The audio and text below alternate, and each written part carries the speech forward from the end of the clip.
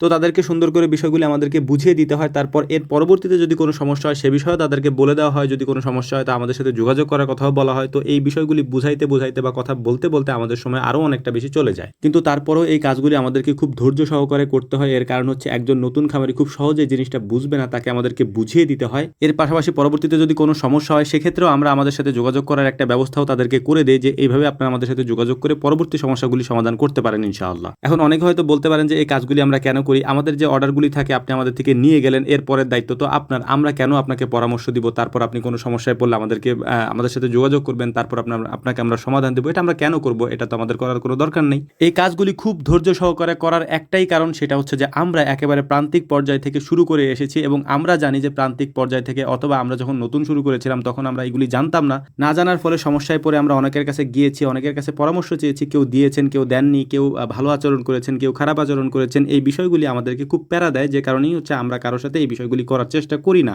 এবং আমরা মানুষকে খুব সুন্দরভাবে এই জিনিসগুলি বুঝিয়ে দেওয়ারও চেষ্টা করি, বলারও চেষ্টা করি। যতটুকু সময় সে নিয়ে বলতে পারে আমরাও তার কথা শোনার চেষ্টা করি। যদিও এই কাজগুলি করতে আমাদের একটু সমস্যা হয়, এর কারণ হচ্ছে আপনারা জানেন যে আমরা কি পরিমাণে ব্যস্ত থাকি। সকাল থেকে নিয়ে সন্ধ্যা পর্যন্ত, সন্ধ্যা থেকে নিয়ে রাত পর্যন্ত আমাদের কাজের কোনো বিরাম নাই। তবুও আমরা আপনাদেরকে সময় দেওয়ার চেষ্টা করি। এটার একটাই উদ্দেশ্য, সেটা হচ্ছে যে আমি আগেই বলছি যে আমরা একেবারে প্রান্তিক খামার থেকে শুরু করে এসেছি এবং আমরা জানি প্রান্তিক অবস্থায় মানুষ যখন না জেনে না বোঝে তখন তাদের কি কি সমস্যায় পড়তে হয় এবং কোন কোন সমস্যায় পড়লে তাদের কাছে সমাধান থাকে না বা তারা সমাধান খোঁজার চেষ্টা করে। ওই বিষয়গুলি মাথায় রেখেই মূলত আমরা এটা করার চেষ্টা করি। আল্লাহ তাআলা হয়তো এটার মাধ্যমেই আমাদেরকে বারাকা দান করবেন এবং বরকত দেবেন, এটা আমরা বিশ্বাস করি। তো যাই হোক, আলহামদুলিল্লাহ আজকে আমরা প্রায় আমাদের 3000 কোয়েল পাখির ডিম একসাথে আমাদের মেশিনের